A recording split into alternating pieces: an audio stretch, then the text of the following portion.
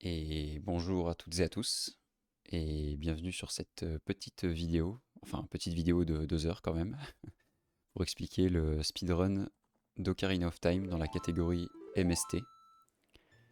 Donc ouais, on va directement démarrer le timer, comme ça vous aurez un petit timer en bas, c'est tout ce qu'il y aura avec ma voix. Et il y aura uniquement le jeu, j'en profite pendant que c'est encore le début pour préciser que si vous voulez la version live de la vidéo, enfin du speedrun, vous pouvez la retrouver dans la description. Ou sinon, si vous voulez vraiment la version sans ma voix, sans rien du tout, bah, vous la retrouverez aussi dans la description. Sur la deuxième chaîne, sur ma deuxième chaîne YouTube. Ok, donc la catégorie MST. Alors, qu'est-ce que c'est Ça veut dire Médaillon Stone Trials. Ça signifie qu'en fait, il va falloir terminer tous les donjons du jeu le plus rapidement possible. Et ainsi que finir le château de Ganon, c'est-à-dire détruire la barrière qui protège la tour de Ganon et qui nous empêche d'aller voir Ganondorf. Il y a assez peu de restrictions en termes de glitch, à part pour les glitches de restriction, enfin les glitches de corruption de mémoire. Ils sont quasiment tous interdits. Donc tout ce qui est SRM, je sais qu'il y en a beaucoup qui n'aiment pas le SRM, vous n'en verrez pas dans cette vidéo. Enfin dans ce speedrun, il y en a pas. Il n'y a pas non plus de Reverse Bottle Adventure ou de GIM, donc sans rentrer dans les détails, en gros tous les bugs de corruption de mémoire sont interdits, à part le Wrong Warp, qui lui est autorisé, mais on aura le temps d'y revenir. On va tout de suite voir le premier glitch du run, qui est ce qu'on appelle l'Aqua Escape. Donc c'est pas un glitch extrêmement compliqué, mais c'est quand même un frame perfect où il faut faire un jump slash à la bonne frame pour passer à travers la pierre. Et ça nous permet d'accéder à la rivière Zora. Donc ça va me permettre de parler un petit peu de la route. Et je reviendrai sur divers trucs qu'on voit dans le run parce que c'est assez intense à certains moments. Là, on décide de passer par la rivière Zora parce que on pourrait se dire, vu qu'il faut faire tous les donjons, il vaut mieux faire l'arbre mojo le plus rapidement possible. Mais en fait, non. Si vous avez déjà vu des speedruns d'Ocarina of Time, vous savez qu'un des objets les plus puissants du jeu pour le speedrun, c'est la bouteille. Et parce que ça permet de faire énormément de glitches différents. Je profite qu'on passe par la rivière Zora pour setup un peu la suite du jeu. Et je prends quelques rubis, je prends des dégâts, vous allez voir, c'est pour la suite. Ce sera facile à comprendre pour ceux qui connaissent pas le run. Donc oui, on passe par la rivière Zora, on n'a pas besoin de l'Ocarina. En fait, on va essayer de faire tous les donjons en adulte parce que c'est tout simplement plus rapide. Et on va se garder l'arbre mojo pour plus tard. L'ordre des donjons, évidemment, ne sera pas du tout le même qu'en casu. Donc là, vous avez peut-être vu un premier truc assez bizarre. On appelle ça un Water Extended Super Slide. En principe, ça c'est quand on donne un coup de bâton ou un coup d'épée contre un mur et que Link est projeté dans l'eau et qu'ensuite on maintient une ISS position. Alors une ISS position, qu'est-ce que c'est? En fait, c'est maintenir légèrement le joystick sur le côté pour que Link fasse des rotations. Et bon, techniquement, Link n'est pas censé pouvoir bouger, hein, il est simplement en train de faire une rotation, tout simplement, voilà. Mais si vous le faites en ayant du momentum, donc si vous vous êtes projeté dans l'eau par exemple, ça va vous donner de la vitesse que vous allez pouvoir conserver en fait hors de l'eau si jamais vous êtes en train de maintenir l'ISS position. En principe, on essaye de chercher des grandes vitesses de cette manière, notamment avec une variante qui s'appelle l'Hyper Extended Super Slide, ce qui est fait généralement avec une bombe. Mais là, c'est pas le cas. Déjà de une, parce qu'on n'a pas les bombes, mais aussi parce qu'on a besoin de garder notre bâton, donc je me suis pas projeté avec un bâton, j'ai simplement fait un side-up dans l'eau. Ça paraissait très lent, en fait, pour aller au village Cocorico, mais ça nous permet de ne pas parler à la chouette qui bloque l'entrée au village Cocorico. C'est pas un gros gain de temps en soi, mais c'est suffisant pour qu'on le fasse. En fait, on le fait surtout parce qu'on a besoin que la nuit arrive le plus vite possible pour que le matin puisse arriver le plus vite possible. Car on va directement aller se diriger vers Zelda après avoir fini ces petites quêtes là. Et pour se diriger vers Zelda, si vous avez joué au jeu, vous savez qu'on ne peut pas y aller la nuit parce que les gardes nous bloquent complètement. Même pour des speedrunners, c'est pas possible de passer.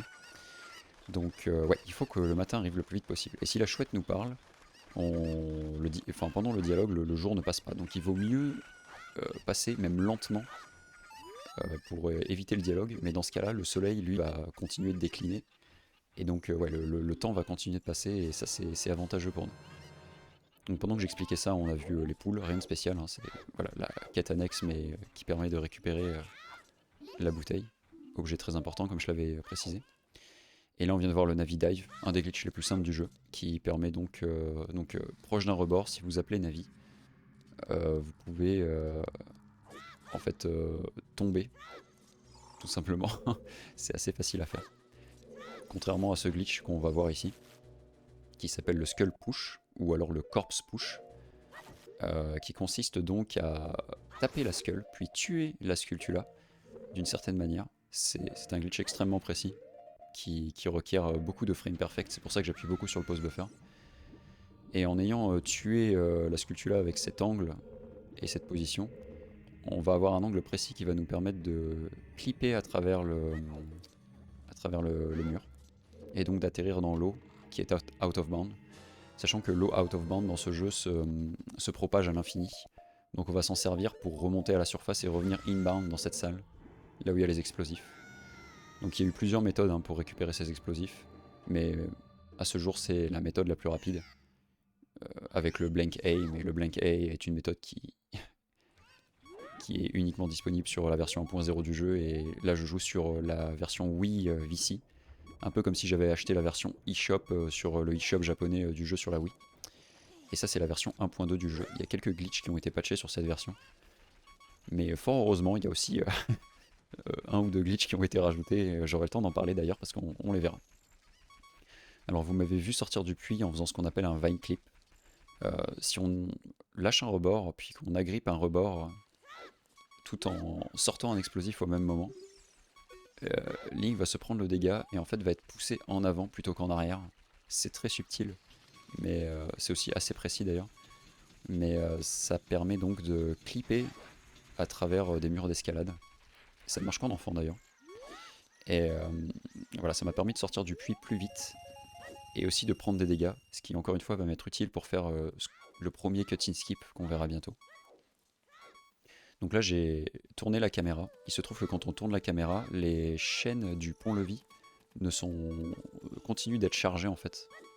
Et quand on regarde le haut des chaînes, c'est ce que j'ai fait en tournant la caméra, le jeu va directement nous téléporter en haut des chaînes. Ce qui est honnêtement très bizarre, je ne sais pas exactement comment ça fonctionne, mais c'est bien que ça fonctionne parce que ça nous permet d'arriver au château alors qu'il fait encore nuit. Donc ouais. Ici on a fait un petit trick sur la caisse pour passer au-dessus de la porte, ça nous a permis d'acheter le bouclier lien dès maintenant et un bâton mojo. Contrairement à l'ancienne route où on prenait un bâton mojo dans le puits, mais cette route est légèrement plus rapide, un peu plus difficile mais un peu plus rapide aussi. Ouais.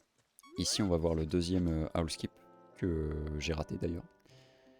Mais je vous l'explique quand même, il fallait sortir le bâton mojo, puis grimper les vignes, et techniquement ce que j'aurais dû faire en haut des vignes, c'est encore une fois sortir le bâton, puis sortir la bouteille, ce qui n'est pas évident à faire, même si bon, il y a plus difficile dans le jeu, mais ouais.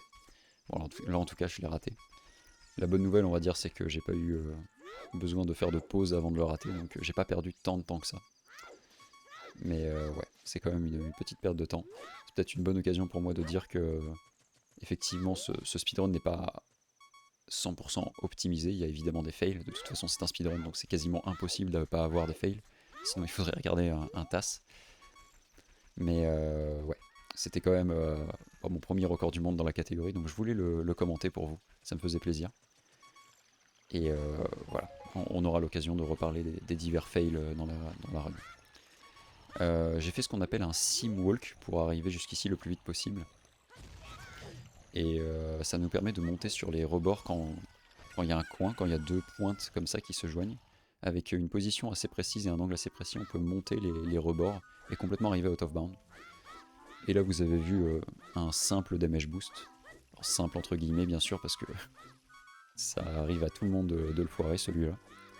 Mais ouais, bon, on va dire que c'est assez facile à comprendre ce qui se passe, quoi. C'est un damage boost, donc grâce à une explosion, ça nous permet de gagner un peu de hauteur et un peu de distance, et ça nous permet de skipper la poule voilà, qui permet aussi de skipper le fait de réveiller Talon et de pousser les caisses, tout ça. Donc ouais, un bon petit avantage pour arriver à Zelda le plus rapidement possible. Bon, les gardes ont été passés rapidement. Peut-être que vous avez remarqué que certains gardes regardaient dans ma direction et pourtant ne m'ont pas vu. Ça c'est plus ou moins normal en fait. En fait, tant que les gardes ne regardent pas dans notre direction, ils ne nous entendent pas, il n'y a pas de système de son qui, qui les permette de nous entendre. Donc c'est uniquement basé sur leur vision, comme les tyrannosaures dans Jurassic Park. Et bon, bonne petite blague.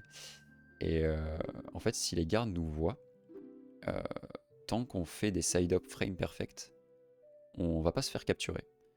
Donc ouais, à la fin, quand vous voyez le garde qui est en haut à droite là, en fait on est dans son champ de vision, en fait on est assez proche de lui, même s'il ne nous regarde pas à proprement parler, on est trop proche pour pas qu'il nous voit, pour pas qu'il nous voit pas. Donc ouais, obligé de faire des side-up frame perfect la plupart du temps, puisque c'est très souvent il est dans cette position, en haut à droite là, de l'écran pour le dernier garde. Et ouais, donc si on foire un side-up frame perfect, c'est généralement terminé parce que c'est une très grosse perte de temps de se faire attraper par les gardes. Donc là on a le droit à un peu de lore. Je vais peut-être pas vous faire l'affront de vous expliquer l'histoire de Zelda. Par contre je peux vous expliquer peut-être effectivement prendre un peu de temps pour vous expliquer le Wrong Warp. C'est le seul glitch de corruption de mémoire qu'on verra du run. Et c'est pas plus mal, parce que les autres sont pas forcément évidents à comprendre. Typiquement en All Dungeons, on voit le Reverse Bottle Adventure. Et ça peut être un petit peu confus pour les gens qui... on voit aussi le Bottle Adventure d'ailleurs, mais bon, ouais, je vais pas rentrer dans les détails non plus. C'est des glitches qui peuvent être assez confus pour les débutants ou ceux qui s'y connaissent pas trop sur le speedrun de Zelda. Alors que je trouve que le Wrong Warp c'est quand même assez facile à comprendre. En fait, si on veut l'expliquer simplement, c'est l'addition de deux warps qui vont s'activer en même temps. Donc on va faire en sorte, par exemple, d'activer une warp de boss, vous savez, les warps bleus là, et mourir en même temps. Donc le fait de mourir en même temps que la warp bleue va s'activer, ça va juste lancer les deux warps en même temps. Ça va nous ramener au début du donjon, et en plus ça va lancer la cinématique qui était censée se lancer si on était rentré dans la warp. Et tout simplement l'addition des deux, bah, ça va nous permettre de nous téléporter dans une nouvelle zone. Et voilà, c'est pas plus compliqué que ça. Enfin, évidemment si on veut rentrer dans les détails, si c'est un peu plus compliqué, mais je pense que c'est une explication assez succincte qui satisfera la plupart des gens. On voit ici le tout premier cutscene skip du jeu d'ailleurs. C'est bon, assez facile à comprendre aussi je pense. On a tout simplement sorti un explosif au bon moment, puis on est rentré dans la cinématique de Impa qui était censé nous apprendre la berceuse de Zelda. Et si c'est fait à la bonne frame, et bah, on va récupérer la berceuse de Zelda tout simplement. La caméra buggée est une preuve qu'on a bien réussi le cutscene skip. Si on avait vu la caméra juste sur Link, et ça aurait voulu dire que le glitch n'aurait pas fonctionné, on aurait été trop tôt. Et si on aurait vu Impa, bah, la cinématique se serait lancée, et là, dans ces cas-là on aurait été trop tard. Mais non, là c'était parfait. J'en ai profité pour récupérer quelques rubis supplémentaires sur le pont-levis. Ça sera pour la partie adulte, où avant on récupérait une fée, mais maintenant il vaut mieux l'acheter en fait. On s'est rendu compte que c'était plus rapide de l'acheter. Et donc on a tout ce qu'il faut pour la partie enfant, on n'a plus besoin de rester enfant, donc on va passer adulte. Et on voit un des glitches les plus connus, les plus puissants, les plus populaires de l'histoire du speedrun, le Door of Time Skip, donc très connu. Et il se trouve que la porte du temps est en fait un petit peu mal placée, et il y a un tout petit trou sur le côté gauche de la porte. Et donc si on a le bon angle et la bonne vitesse, ce qu'on fait grâce à un side-up qui nous fait partir en arrière, c'est une technique un petit peu spéciale. Ça va nous permettre de clipper out of bound. Mais là on a un problème, c'est que si on est out of bound, on peut pas revenir inbound si facilement que ça. Donc soit vous avez une épée, ce qui vous permet de faire un jump slash et de reclipper à l'intérieur de la porte. Mais une fois que vous êtes à l'intérieur, pas de problème, vous pouvez aller à gauche et donc atteindre la Master Sword. Soit vous n'avez pas d'épée, comme c'est le cas dans ce speedrun.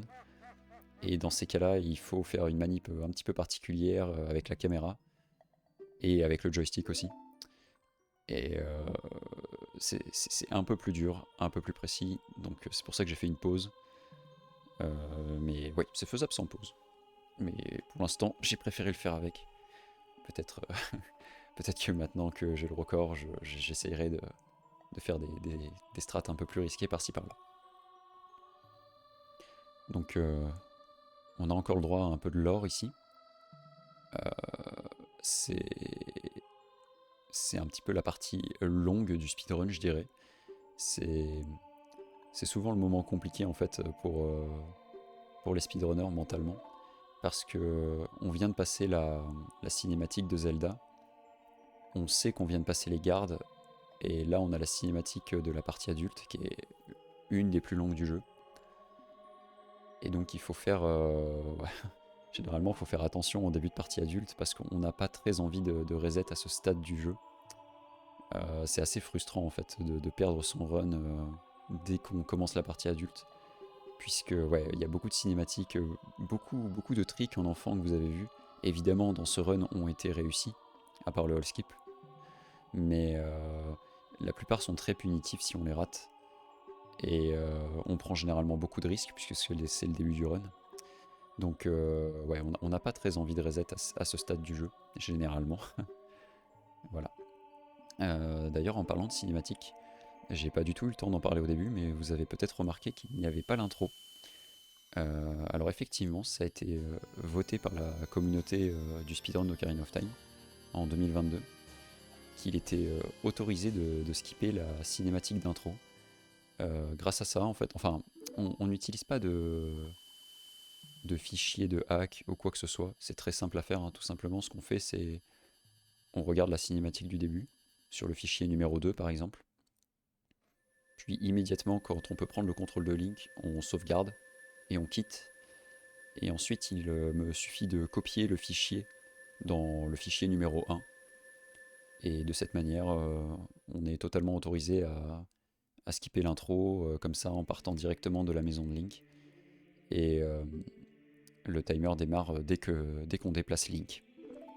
C'est pour ça que peut-être vous avez aussi remarqué que je me suis permis de mettre la caméra vers le dessus avant de démarrer le timer.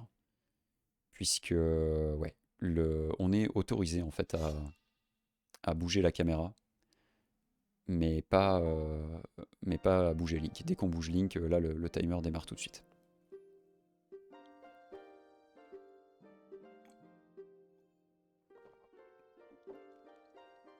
On va bientôt voir une technique qui pendant longtemps a été interdite.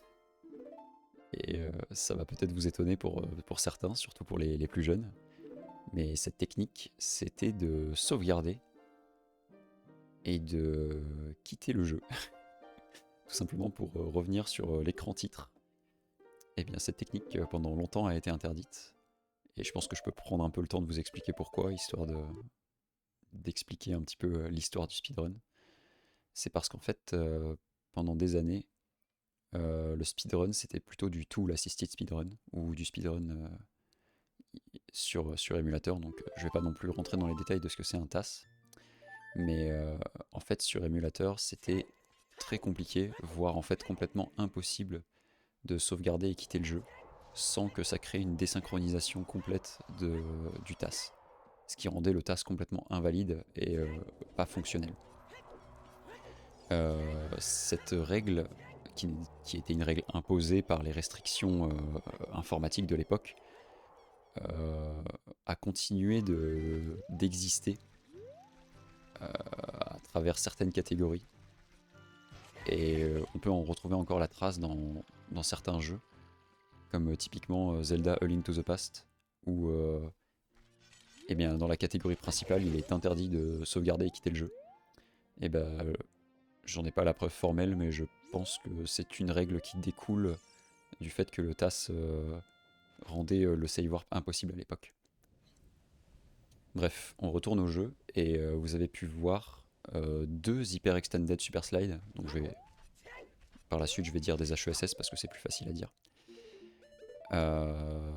Donc très souvent, comme je disais, ça se fait avec une bombe, ou en l'occurrence avec les missiles teigneux. Un peu comme la technique du WES, il faut maintenir l'ISS position quand on roule dans l'explosion et appuyer sur le bouton du target, donc le bouton de la caméra, ainsi que le bouclier sur la même frame. Et bon là je le dis, on dirait que c'est facile à faire, mais c'est quand même une petite pratique avant de pouvoir le maîtriser. Et vous voyez aussi que j'ai actuellement 2 bouteilles. J'ai fait ce qu'on appelle le glitch du Empty Sea Dupe. Donc si vous avez une bouteille sur les boutons C, et que au moment de donner votre coup de bouteille devant des insectes ou devant un poisson, vous appuyez sur pause et que vous changez votre bouteille de slot. Donc là, la bouteille était sur C droite et je l'ai mise sur C bas. Le jeu va quand même écrire... pardon, j'ai fait l'inverse, mais bon, vous avez compris. Le jeu va quand même écrire sur l'autre bouton C.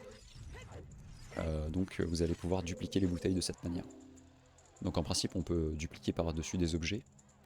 C'est ce qu'on verra plus tard dans le run d'ailleurs. Je vais dupliquer par-dessus les bombes choux quand j'en aurai plus, les missiles teigneux. Mais on peut aussi le faire avec un bouton C vide. Ce qui est un peu plus rare parce que généralement, évidemment, on veut avoir... on a besoin de nos 3 boutons fonctionnels. Donc là, la fausse bouteille, c'est celle qui est sur mon bouton C bas. C'est celle où il y a les insectes. Quand je vais appuyer sur pause, vous allez voir que cette bouteille n'existe pas, elle n'est pas dans l'inventaire. Par contre, la bouteille vide, elle y est. Voilà. Avec une petite erreur dans les equips d'ailleurs, qui m'a pas coûté beaucoup de temps, mais un peu quand même. Donc cette bouteille, il faut que je fasse très attention à ne pas équiper par-dessus, car j'en ai besoin pour l'instant, mais j'en aurai plus besoin plus tard. C'est pour ça que on se permet de faire ce glitch à ce moment-là du run. Ici, on voit le hookshot jump. Très sincèrement, je ne sais pas exactement comment fonctionne ce glitch. Tout ce que je peux vous expliquer, c'est comment ça fonctionne, enfin comment le faire, mais pas comment ça fonctionne, oui, justement. Mais oui, il faut en gros avoir le grappin dans la main, bonk contre une surface qui est grappinable, si ce mot existe. Et à une certaine frame, vous avez vu que j'ai bien attendu que Link fasse plusieurs genres de demi-tours avec sa tête et le grappin. Et sur son 3e cycle, où il met le grappin devant lui, si on appuie sur le grappin, Link va se projeter en l'air. Ce qui n'a absolument aucun sens. Mais bon, voilà. C'est Ocarina of Time. Il faut savoir aussi que le cimetière... Ocarina of Time est un vieux jeu, la Nintendo 64 est une vieille console. Certaines zones dans le jeu sont chargées en plusieurs parties, c'est le cas du cimetière. Donc la partie où il y a les tombes, c'est une partie qui est chargée quand on arrive dans le jeu. Puis il y a la partie où il y a le temple de l'ombre, vous savez, où il y a toutes les torches avec l'immense porte qui nous bloque. Et bien cette partie, c'est une autre partie du cimetière. Et en fait, elle se charge quand on passe l'escalier. Donc généralement, c'est assez subtil, on le voit pas trop quand on joue en casu. Mais voilà. Il se trouve que si on ne touche pas le trigger qui nous fait changer de zone, et bien la zone ne va pas se charger. Mais par contre, les collisions sont quand même là. Mais par contre, ce qu'on appelle les acteurs, eux, ne seront pas là. Donc il n'y avait pas la torche, et il n'y avait pas les portes... Pardon, il n'y avait pas les torches et il n'y avait pas la porte non plus. C'est pour ça que j'ai pu passer dans le temple de l'ombre, sans encombre, tout simplement en passant au-dessus des escaliers. Ici on voit un triple slash clip pour faire le bot key skip. Donc ça permet de skipper le bateau dans le temple de l'ombre, mais aussi la clé du boss, c'est pour ça qu'on appelle ça le bot key skip. Donc là je dois naviguer à l'aveugle dans le temple de l'ombre. Je sais que je suis dans la dernière salle juste avant le boss. Et je fais un glitch qui s'appelle le ledge clip sur le bord. Donc si vous voyez comment est faite la dernière salle juste avant Bongo, il y a un petit rebord, et en fait si on appuie sur le bouton target en même temps qu'on tombe, Link va passer à travers le sol, ce qui n'est pas suffisant pour toucher la zone. C'est pour ça que j'ai dû lâcher un explosif, pour que l'explosif en fait me propulse derrière la porte. Donc je suis passé par en dessous en fait. C'est pas un glitch facile du tout. Et j'ai pas eu le temps d'expliquer le triple slash creep, mais on y reviendra plus tard. J'ai pas non plus eu le temps d'expliquer l'ISG quand je suis rentré dans le temple de l'ombre. Mais je pense que bon, c'est un glitch très connu pour la plupart des gens. C'est un glitch qui permet... donc si on donne un coup de poignard, là, c'est donc les fameux crouch stab, quand on se baisse et qu'on donne les coups d'épée, et qu'on interagit avec un objet ou une action ou quelque chose, le jeu va donner des coups d'épée en fait à l'infini. On va voir cette espèce de trace blanche avec l'épée, ce qui prouve que l'ISG a été réussi. Et oui, pour l'activer, on peut utiliser Navi, on peut utiliser une bombe. Il y a beaucoup d'autres manières de l'activer, mais généralement, c'est les deux manières principales. L'ISG permet notamment donc, de frapper à toutes les frames possibles, ce qui m'a permis ici de détruire Bongo. Mais ça permet aussi de ne pas tomber des rebords. C'est pour ça que je l'ai utilisé justement pour rentrer dans le temple de l'ombre plus facilement, pour éviter de tomber pendant que j'étais en train de grimper la corniche jusqu'au temple de l'ombre. Donc ici on voit notre premier cutscene skip avec une Blue Warp. On va donc mourir en même temps que la Warp s'active. Et le flash blanc, une fois qu'on va ressusciter, sera le gage que le cutscene skip est réussi. Donc là vous avez vu ce flash blanc, c'est la preuve que j'ai récupéré le médaillon. Alors évidemment comme ça là vous pouvez, c'est facile de pas me croire je dirais, mais de toute manière on verra plus tard dans le run quand je vais re-sauvegarder et requitter le jeu, je vais relancer mon fichier et on verra que j'aurai tous les médaillons du jeu. Donc pas de panique à ce niveau là, vous inquiétez pas.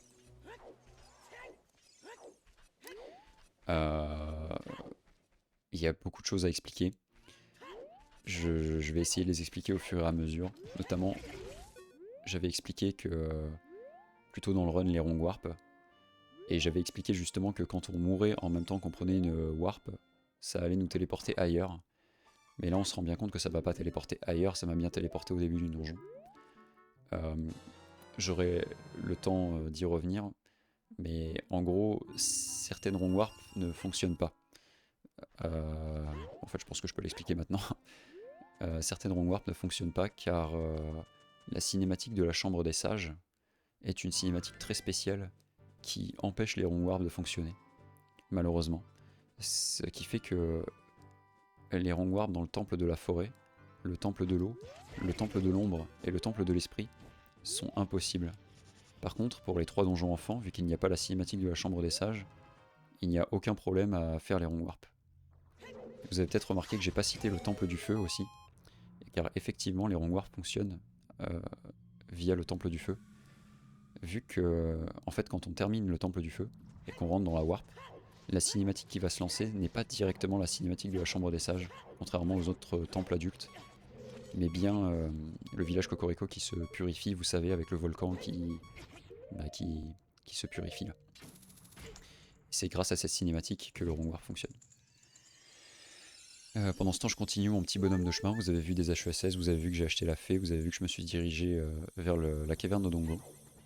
Et nous voyons ici ce qu'on appelle communément le Doom Jump.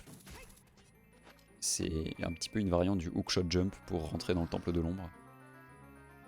Sauf que cette fois-ci, vu que je n'ai rien pour bonk contre un mur, c'est beaucoup trop loin. Il faut que je meure en même temps que je grappine quelque chose, en l'occurrence l'échelle, et ça va me propulser dans les airs. Encore une fois, ne me demandez pas pourquoi, j'en ai aucune idée, je suis désolé. Mais cela dit, c'est pour ça que j'avais besoin de la fée pour ressusciter sur le pont. Et ça nous permet de récupérer les bombes. Les bombes sont extrêmement utiles évidemment, tout comme les bombes choux. Sauf que les bombes choux c'est beaucoup plus compliqué d'en avoir des munitions illimitées on va dire. Les bombes, quant à elles, on peut récupérer des munitions dans les buissons, dans les coffres, donc c'est beaucoup plus pratique. On peut généralement faire plus de choses avec les bombes, et notamment un glitch qu'on va bientôt voir. Donc ouais. Vous avez aussi remarqué que j'ai pas fini la caverne d'Odongo, c'est tout à fait normal, on y reviendra plus tard, vous inquiétez pas. C'est le plus rapide, bien évidemment, sinon on ne le ferait pas. Donc là, bonne RNG sur le mur de la mort. C'est une partie qui est un petit peu relou pour les speedrunners. Mais ouais, pour l'instant, on doit se diriger vers la magie. Et on va faire un glitch qui s'appelle le bombe Ocarina Item. Donc j'ai pas eu le temps de vous expliquer ce qu'était l'Ocarina Item. Mais vous avez peut-être vu dans le temple de l'ombre quand j'ai fait le cut-in skip que je suis resté bloqué sur le bord de la Blue Warp. C'est grâce donc à ce glitch qui s'appelle l'Ocarina Item. Glitch qui est extrêmement facile à faire d'ailleurs, si vous voulez le reproduire. En fait, il suffit d'avoir une bouteille avec un contenu dans la main. C'est pour ça que j'ai lâché mes insectes, puis repris mes insectes, pour avoir vraiment la bouteille avec des insectes dans ma main, c'est très important.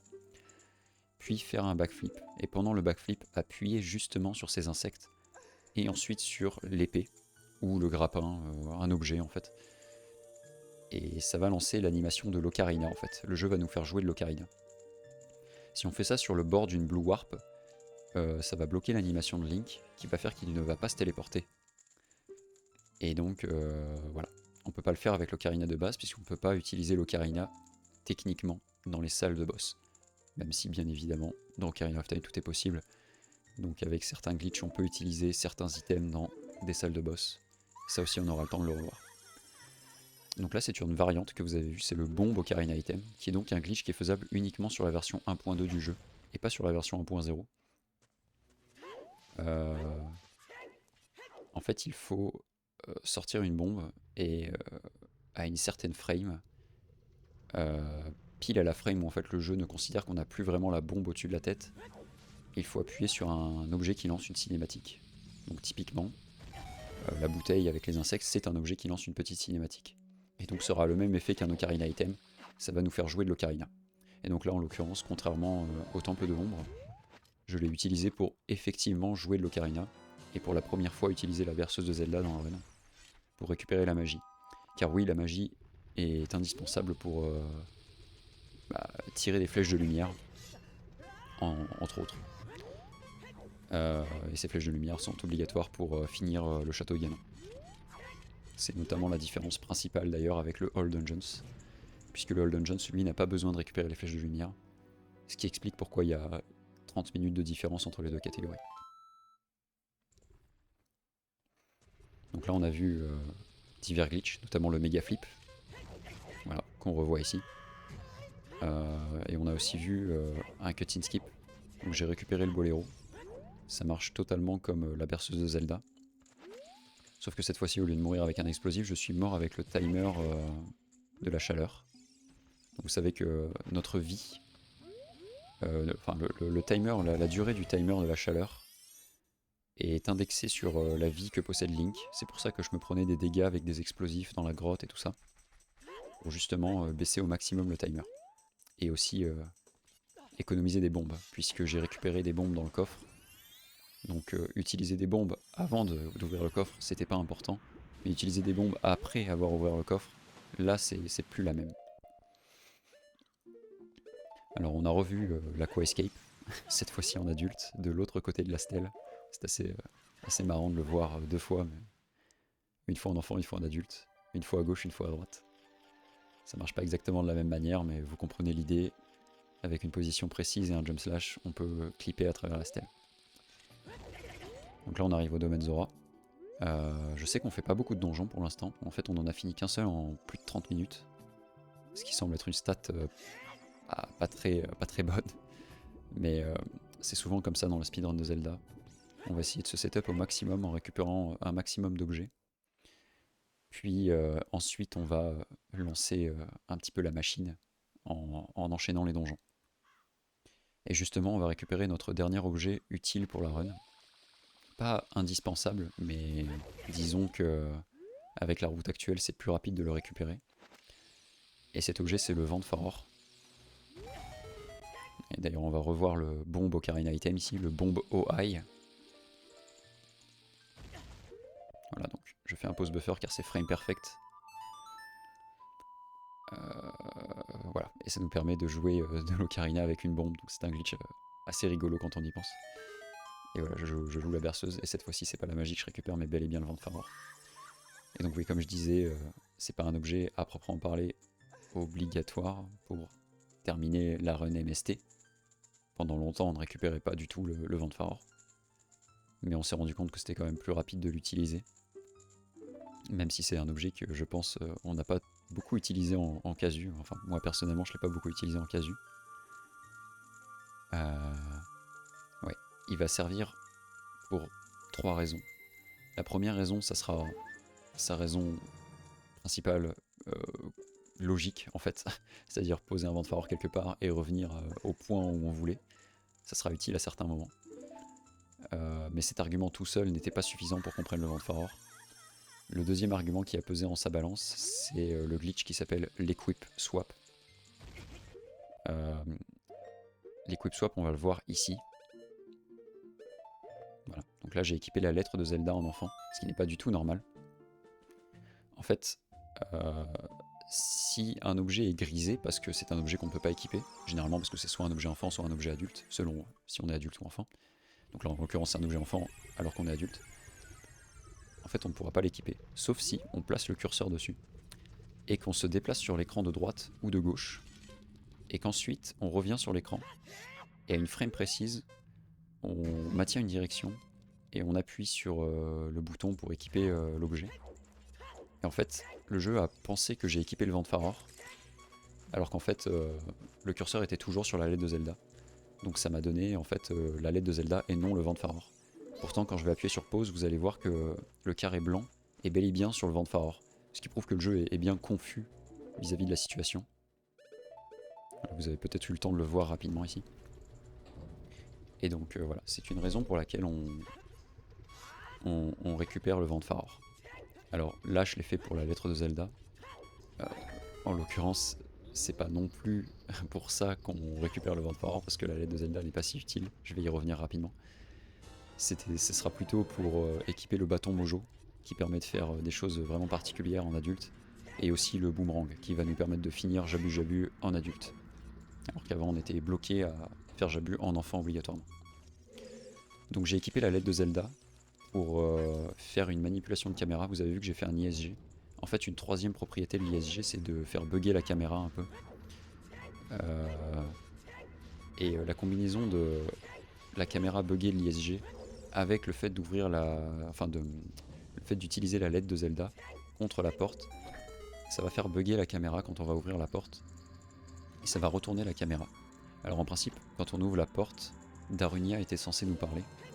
Mais vu que la caméra était retournée, le jeu n'a pas chargé Darunia. Et donc la cinématique ne s'est pas lancée. Donc c'est ce qu'on appelle sobrement le Darunia cutscene skip. Donc ça va un peu vite. Hein. Vous avez peut-être remarqué aussi que je n'ai qu'un seul quart de cœur. Ce qui est évidemment extrêmement risqué dans le temple du feu. Comme vous pouvez le voir, c'est très dangereux. C'est pas le temple le moins stressant, je ne vous le cache pas. Mais oui, donc on a fait le glitch du 1/16e. Du 1/16e de vie. Donc en fait, vous pouvez penser dans Ocarina of Time qu'il y a des cœurs, il y a des demi-cœurs, puis il y a des quarts de cœur. En fait, c'est faux. On a... La vie, c'est un peu plus complexe que ça. En fait, chaque cœur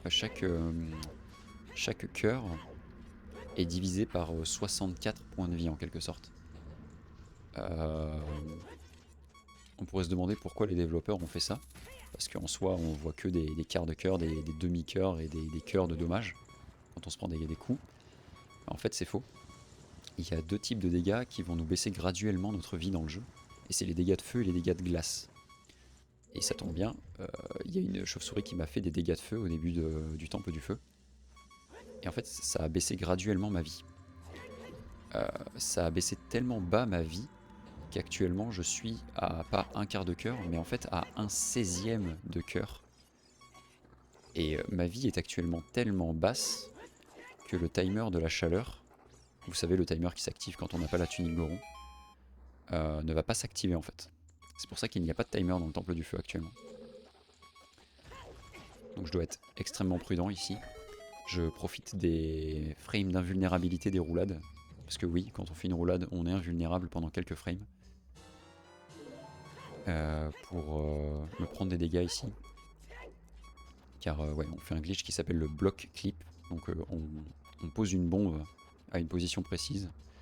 Et ça va nous permettre de clipper à travers le bloc. Et donc d'arriver dans cette zone. Ça nous permet de skipper 2 clés si je dis pas de bêtises. Donc c'est quand même assez balèze. Et voilà, on peut arriver directement dans la partie supérieure du temple du feu ici, contrairement à si on avait fait la route normale. On aurait été bloqué dans le labyrinthe, on aurait dû récupérer 2 clés supplémentaires. Voilà. Bon, vous voyez que le temple du feu est une zone assez stressante, hein. On peut se faire toucher partout et n'importe quoi. Et vous voyez qu'ici j'ai récupéré un cœur et immédiatement le jeu m'a remis le timer. Parce que j'ai plus qu'un 16ème de vie maintenant, j'ai un cœur plus un 16ème de vie. Cela dit, vous remarquez quand même que le timer ne s'active pas. Ça, je pense qu'en casu, il n'y a quasiment aucune façon de le savoir vraiment. Mais en fait, il y a des salles dans le temple du feu qui ne sont pas soumis à cette restriction du timer de la chaleur. Et heureusement d'ailleurs, parce que sinon, ça rendrait le temple encore plus compliqué à passer. En l'occurrence, si j'ai récupéré un peu de vie, c'est pour pouvoir passer le mur de feu que vous avez vu. J'ai pas eu besoin d'activer l'interrupteur pour désactiver le mur de feu. En fait, si on rentre dans le mur de feu et qu'ensuite on backflip sur vraiment l'extrémité, on va pouvoir passer à travers ce fameux mur de feu. Maintenant, il faut que je fasse attention à ma vie. Il faut que je resetup bien ma vie. C'est très important. Pour pouvoir justement redescendre à un 16ème de cœur. Car quand on va affronter le boss, le timer de la chaleur là va revenir. Puisqu'actuellement il n'est pas là, mais ouais, quand on retourne dans la salle de boss, il sera de retour. Donc on a affronté le demi-boss, le Flare Dancer. C'est pas un boss spécialement difficile, mais il faut quand même faire attention. Il y a des petites manips qui existent pour savoir où est-ce qu'il va spawner. Il suffit de regarder en fait la direction dans laquelle le Flare Dancer regarde une fois qu'on a utilisé le grappin. Et bien, il suffit de se placer à l'opposé de là où il regarde. Et on va pouvoir savoir où est-ce qu'il va spawner à son prochain cycle. Il y a toujours des découvertes qui sont faites sur ce jeu et celle-ci est très récente. Bref, le temple du feu s'est relativement bien passé, même s'il était très stressant pour le coup. Vous voyez que les chauves-souris vraiment m'en veulent sur ce run. Voilà, ici je fais exprès de prendre mon dernier cœur de dégâts en chutant. Et je vais refaire le glitch du ledge clip. Voilà. Donc à la frame où j'agrippe le rebord, je vais appuyer sur le bouton de la caméra. Et ça a permis à Link de clipper à travers le mur. Enfin à travers le sol plutôt. Donc c'est ce glitch que j'ai fait dans le temple de l'ombre pour arriver jusqu'à Bongo. Et là c'est encore ce glitch que j'ai utilisé pour arriver à Volvagia. Cette fois-ci c'était un petit peu plus simple puisque la zone de boss se trouvait sous nos pieds et non pas au-dessus. Donc il n'y avait pas besoin de faire des folies avec nos explosifs.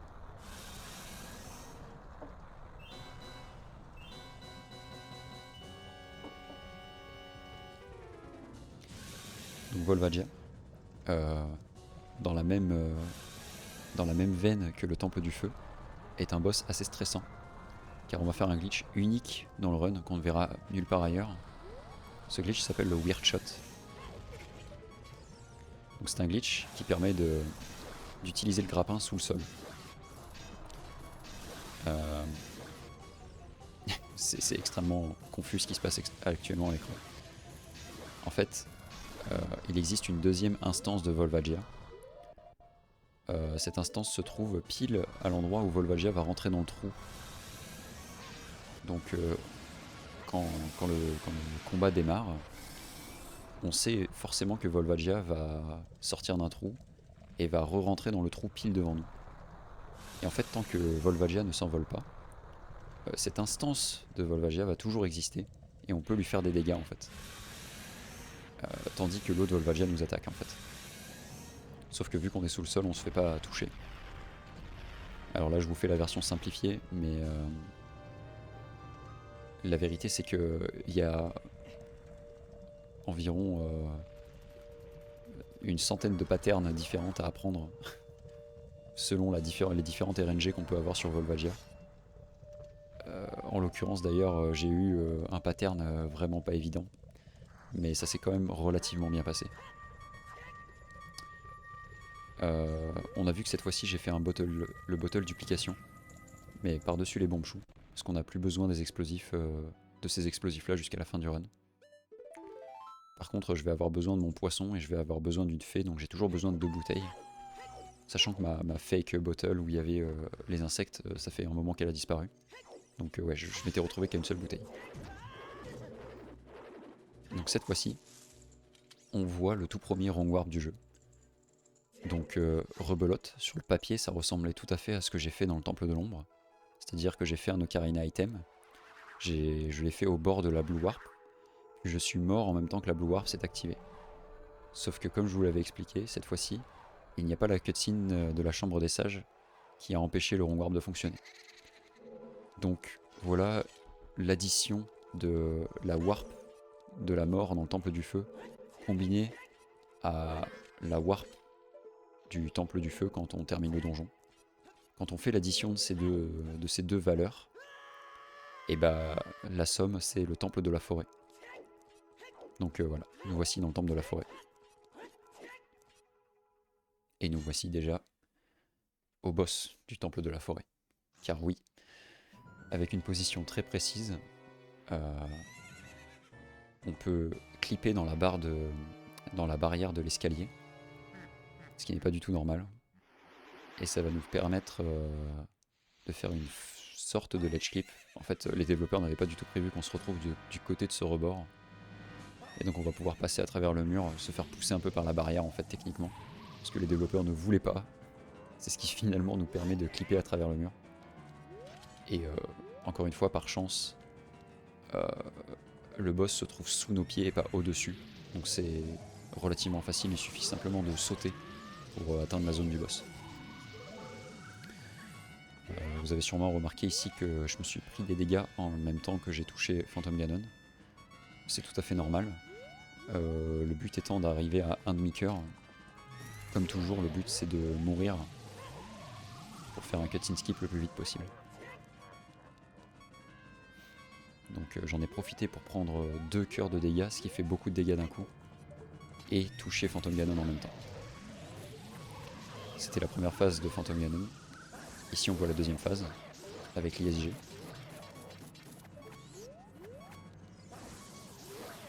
Alors malheureusement ici j'ai perdu du temps. Il se trouve que les coups de grappin que j'ai donnés c'était pas anodin. En fait c'est pour bloquer l'animation de Phantom Ganon, pour qu'il évite de s'envoler une deuxième fois. Malheureusement j'ai pas réussi à l'éviter. Il a réussi à s'envoler. Et donc ouais, j'ai perdu un petit peu de temps là-dessus. Rien d'extrêmement grave, mais quand même, on essaye d'éviter ça d'habitude. Et une fois qu'on met Phantom Ganon au sol, on essaye de faire un one cycle.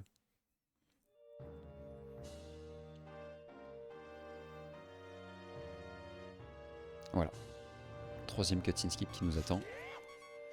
Celui-ci sera normal comme celui du Temple de l'Ombre. Enfin, normal comme peut l'être un cutscene skip bien évidemment.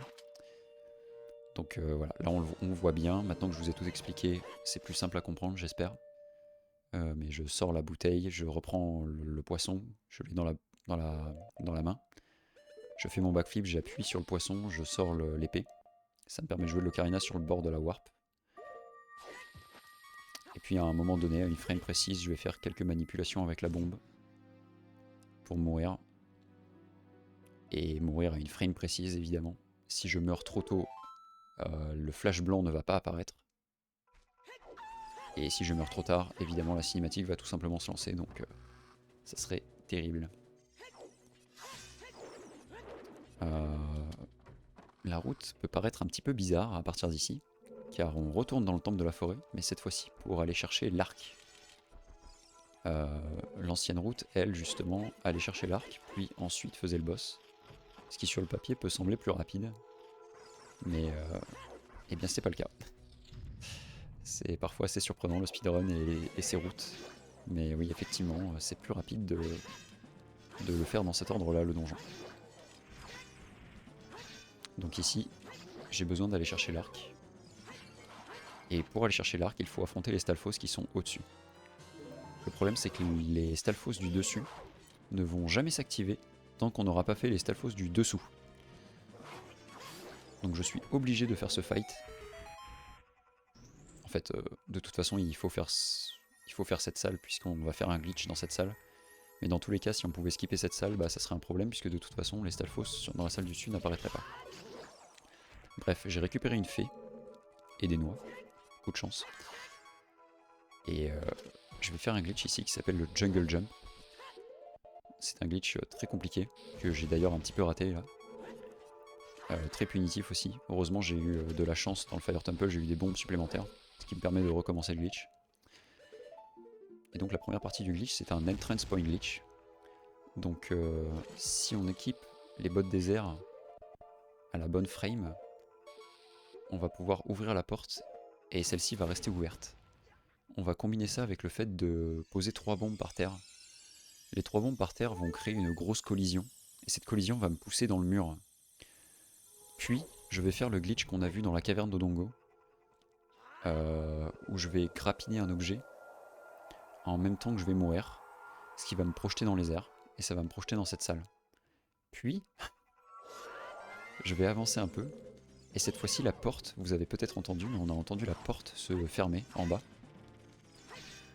Et donc le jeu pense que mon entrance point, donc la zone où je dois respawn, n'est plus en bas mais en haut en fait. C'est pour ça que j'ai utilisé le vent de Faror. Et vous avez vu que la sphère verte du vent de Faror est restée en haut, parce qu'effectivement la porte s'est fermée quand j'étais en haut. Et donc j'ai fait le fight du bas, je suis dans la salle du haut, mon point de warp est en haut, donc je réutilise le vent de Faror, ça me fait recharger la salle, et cette fois-ci les Stalfos vont apparaître. Et ça me permet de lancer le combat et donc de récupérer l'arc. C'est un glitch extrêmement compliqué à faire, un des plus durs du run en fait. Mais voilà, ça a été réussi relativement bien. Même si il y aura un peu de temps à gagner pour celui qui tentera de me battre. Bref, on voit ici encore un bon boaï. Je pourrais me contenter d'utiliser le poisson pour faire un ocarina item habituel, mais c'est quand même plus rapide d'utiliser la bombe, donc si on a des bombes à utiliser, on le fait. Si on est un peu short en bombes, on ne le fait pas. Mais là, je peux me le permettre. On a mine de rien bien avancé là dans les donjons. On a quand même fait le temple de l'ombre, le temple du feu et le temple de la forêt. Donc là, on va se diriger vers notre prochain temple, le temple de l'eau. Mais avant ça, on va faire un glitch un petit peu compliqué à comprendre. Et ce glitch est l'explication de pourquoi est-ce que je n'ai pas fait Jabu tout à l'heure. Parce que vous êtes peut-être dit que c'était très bizarre que j'aille chercher le vent de Faror, mais que je ne fasse pas Jabu. Ça semble pas très optimisé. Mais en fait, on va faire une très très grosse dinguerie ici. On va taper la pierre à potin, ce qui va activer un texte, le texte de l'heure. Je vais utiliser une bombe face à l'échelle. Le jeu est en train de croire que je suis dans un état où je suis en train de grimper l'échelle. Ce qui en principe rend l'utilisation des boutons C impossible. Je ne peux pas utiliser les boutons C à cause de ce glitch. Sauf que le texte de la pierre à potin, combiné avec le fait de lâcher un poisson par terre, va me permettre d'utiliser mon bouton C droite. Mais en fait, ça va pas me permettre de juste utiliser l'objet qu'il y a sur le bouton C droite. Ça va me permettre d'utiliser le bouton C droite, peu importe l'objet qui est équipé dessus. C'est encore une fois un glitch très compliqué, mais cette fois-ci, il est simplement compliqué à comprendre. Sinon, dans l'exécution, il est relativement facile à faire, pour être tout à fait honnête. Vous avez vu que ça m'a permis de poser le vent de Faror dans les bois perdus, ce qui n'est pas du tout normal, parce que si vous avez joué au jeu, vous savez très bien que le vent de Faror, techniquement, ne peut être utilisé que dans les donjons. Mais là, cette fois-ci, j'ai pu poser le vent de Faror dans les bois perdus. Ça aura deux utilités. La première, ça sera de revenir dans les bois perdus plus rapidement. Mais la deuxième utilité est bien plus puissante que de simplement utiliser le vent de Faror. Et on aura l'occasion de voir ça justement quand on sera dans Jabu. Donc effectivement, ça nous fait faire pas mal de backtracking. Ça nous fait revenir dans le domaine Zora. Mais en vue de la puissance du glitch qui nous attend, c'est bel et bien la route la plus rapide actuellement. Mais avant de faire Jabu, on va quand même faire le temple de l'eau. Puisque grâce au ladder clip que vous avez vu, qui permet de clipper à travers l'échelle, on va pouvoir atteindre la zone sous la glace, chose que je pense tout le monde voulait rêver de faire en enfant. Et ça va nous permettre de nous téléporter directement au lac Ilia. C'est bien pratique, puisque sinon le lac est quand même assez loin, et le temple de l'eau n'est pas si proche du coup. Donc là on va faire un ground clip, position encore une fois assez précise, avec un jump slash à un certain moment. Ocarina of Time c'est beaucoup ça, c'est beaucoup de positions précises avec des frames précises, ce qui va nous permettre de clipper à travers des murs. Et ça va nous permettre de rentrer dans le temple de l'eau d'une manière pas du tout conventionnelle. Ici on voit une parfaite utilisation de l'HESS qui nous donne une très grande vitesse avec les bottes désert. Ça explique pourquoi on fait le temple de l'ombre si tôt d'ailleurs, parce que les bottes désert c'est un objet extrêmement puissant, combiné avec la puissance des explosifs, puisque justement on va pouvoir traverser des grandes distances de cette manière. Ici, on va pouvoir skipper la clé du boss dans le temple de l'eau grâce à une autre forme de ground clip. Donc, comme je vous l'avais expliqué, une des propriétés de l'ISG, c'est de ne pas pouvoir tomber des rebords. C'est pour ça que dans le temple de l'ombre, enfin juste avant le temple de l'ombre, je ne suis pas tombé là de la cime qui m'a mené jusqu'au temple. Et ici, je m'en suis servi pour bloquer les dommages de la bombe. Ce qui fait que j'étais en train de l'éviter pendant un petit moment. Il se trouve qu'en fait, si on est trop proche du sol, le jeu va quand même nous remettre par terre, mais avec une grande vitesse. Donc on va chuter tout d'un coup. Et la combinaison de notre vitesse à la verticale, plus la deuxième bombe que j'avais posée au loin, qui va nous pousser en arrière, va nous permettre plus ou moins de clipper un petit peu en dessous de la porte. Même si visuellement on dirait pas vraiment que j'ai clippé en dessous de la porte, c'est un petit peu ce qui s'est passé. C'est pour ça qu'on appelle ça un ground clip. Donc ici on a Morpha, boss très simple en speedrun, puisque on peut bloquer Morpha dans un coin. Enfin, je dis très simple, mais tous les speedrunners sont déjà morts dessus, hélas. Mais oui, combiné au Power Push Stab, que je n'ai jamais expliqué d'ailleurs, et le fait de bloquer Morpha dans un coin, on peut vraiment détruire Morpha très rapidement. Je pense que le Power Push Stab fait d'ailleurs partie de ces glitches qui sont très connus, mais je vais quand même l'expliquer. Ce fameux coup de poignard quand on se baisse avec le bouclier et qu'on donne un coup d'épée, c'est ce qu'on appelle un crouch stab, si on veut le prononcer un peu mieux que mon accent là. En fait, ce coup va conserver la puissance du dernier coup donné.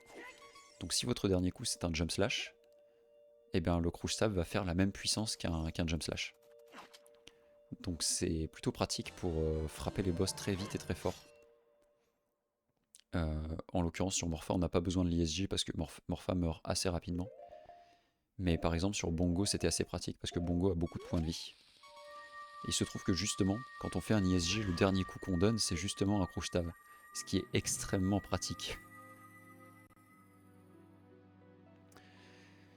Bon, vous connaissez la musique. Vous venez de voir encore un cut-in skip. Cette fois-ci dans le temple de l'eau. Et le flash blanc, encore une fois, prouve que j'ai bel et bien récupéré le médaillon.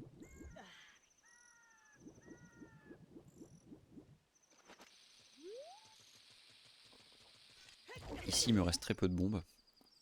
Donc ça tombe bien. On va pouvoir faire un petit arrêt au stand et récupérer quelques bombes dans les buissons.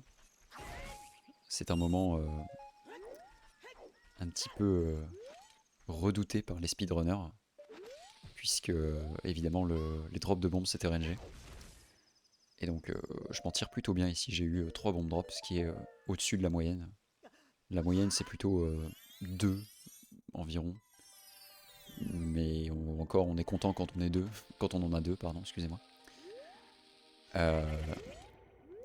J'ai ensuite fait un glitch qui s'appelle le Super Slide Teleport, qui permet donc de faire un Super Slide, donc un glitch où on va utiliser un explosif, puis rouler pour attraper un objet, en l'occurrence un buisson. Et si c'est bien fait, on va partir très vite en arrière, un peu comme un HESS, sauf qu'on va partir tout droit. Ensuite, je vais tout relâcher. Et le fait de tout relâcher, ça va faire que Link, il va quand même se rappeler qu'il devait agripper le buisson. Or, j'avais perdu beaucoup de hauteur. Donc Link va essayer d'attraper le buisson, mais en fait en dessous de là où le buisson se trouvait effectivement. Ce qui va me permettre de passer en dessous du sol, et donc de toucher la zone qui va me permettre de revenir au domaine Zora. Ensuite, vous avez vu ici un HESS dans le domaine Zora, je vais passer dessus rapidement. Et là, vous avez vu le fameux Hunter Jabu. Un glitch pas facile du tout, où il faut se propulser en avant grâce au momentum des overboots et de la glace. En fait, généralement, les méga flips, les méga side-off vont plutôt nous faire partir en arrière. Mais là, on va un petit peu partir en avant à cause de la physique de la glace et des overboots. Puis, en équipant et en déséquipant les bottes, tout ça, à des frames précises, on va pouvoir se redonner une très grande vitesse en arrière. Et finalement, on va réussir à clipper à travers la banquise. Et en fait, cette banquise, il se trouve qu'il y a toujours la zone de chargement de Jabu à l'intérieur. Et donc, on peut rentrer dans Jabu en adulte de cette manière. C'est ouais, un des glitches, peut-être pas dans le top 3, mais peut-être dans le top 5 quand même, des glitches les plus difficiles du run. Assez stressant surtout, et assez punitif si on rate. Ici, on a le droit, heureusement, à une petite pause. Une partie un petit peu plus tranquille du speedrun. On va devoir transporter Ruto jusqu'à la salle du boomerang. En fait, le jeu va devoir checker spécifiquement que le bouton pour ouvrir la porte où il y a le boomerang, ce bouton, on a besoin de Ruto pour l'ouvrir. Le jeu va vraiment spécifiquement checker qu'on a Ruto au-dessus de la tête. Donc on peut pas truander avec un autre objet, une caisse ou je ne sais quoi. Ça ne marcherait pas malheureusement. Donc pour l'instant, les speedrunners n'ont pas trouvé d'autre moyen que de faire le tour, de remonter Ruto, un peu comme on le ferait en casu finalement.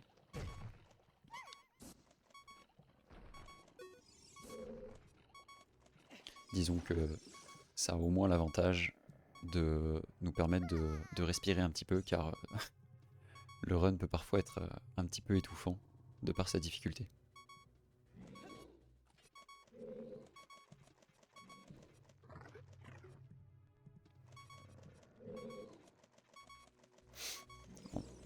On en profite tout de même pendant que la plateforme arrive, vu qu'on a du temps à perdre pour prendre des dégâts, car on va encore avoir besoin de mourir.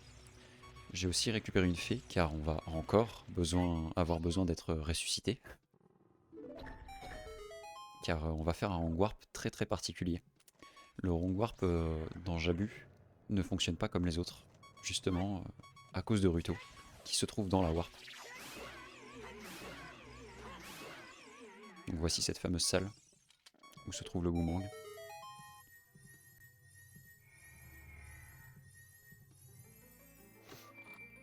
Si quelqu'un est motivé un jour, vous pouvez essayer de trouver un glitch qui permet de rentrer dans cette salle sans Ruto.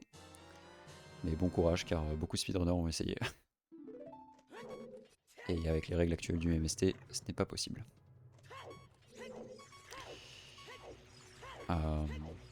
Bref, le fait qu'on soit adulte va nous permettre d'arriver très facilement jusqu'à Barinade. Les bottes désert vont beaucoup nous aider, comme vous pouvez le voir, très bientôt.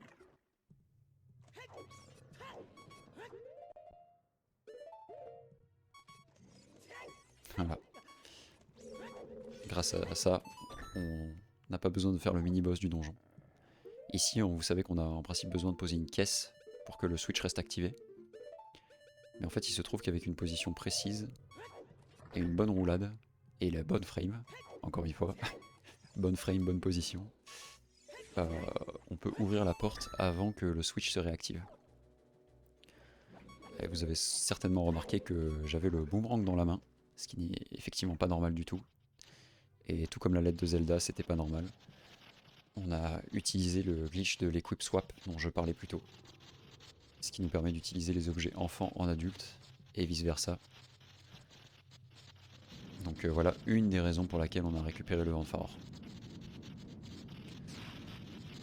Donc voici Barinade, boss pas du tout évident parce que on n'a pas beaucoup de vie. Il faut bien gérer sa vie pour pouvoir mourir après. Mais surtout il faut bien gérer la position de Barinade.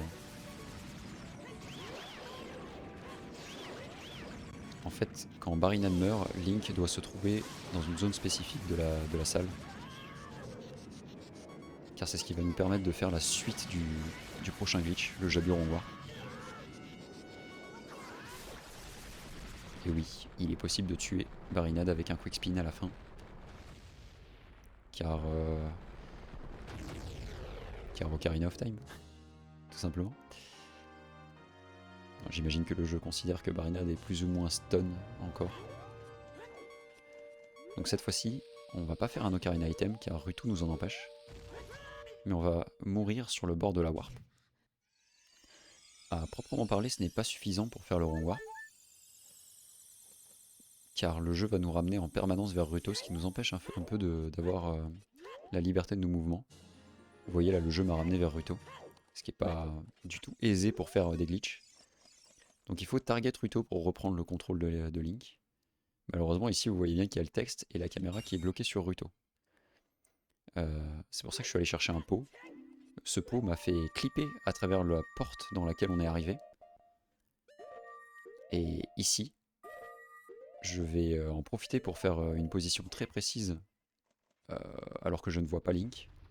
Je vais attendre que Ruto soit dans une certaine position pour pouvoir faire un side-up et toucher la zone qui est, vous savez, la zone derrière les zones de boss, quoi, pour revenir dans la salle en arrière.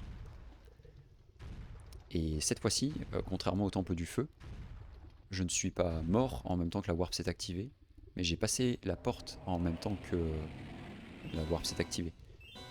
Ce qui m'a fait rond warp dans la salle de King Donongo.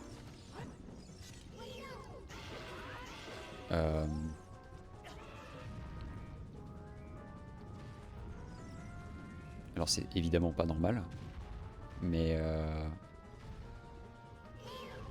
vous vous doutez bien que c'est prévu pour les speedrunners.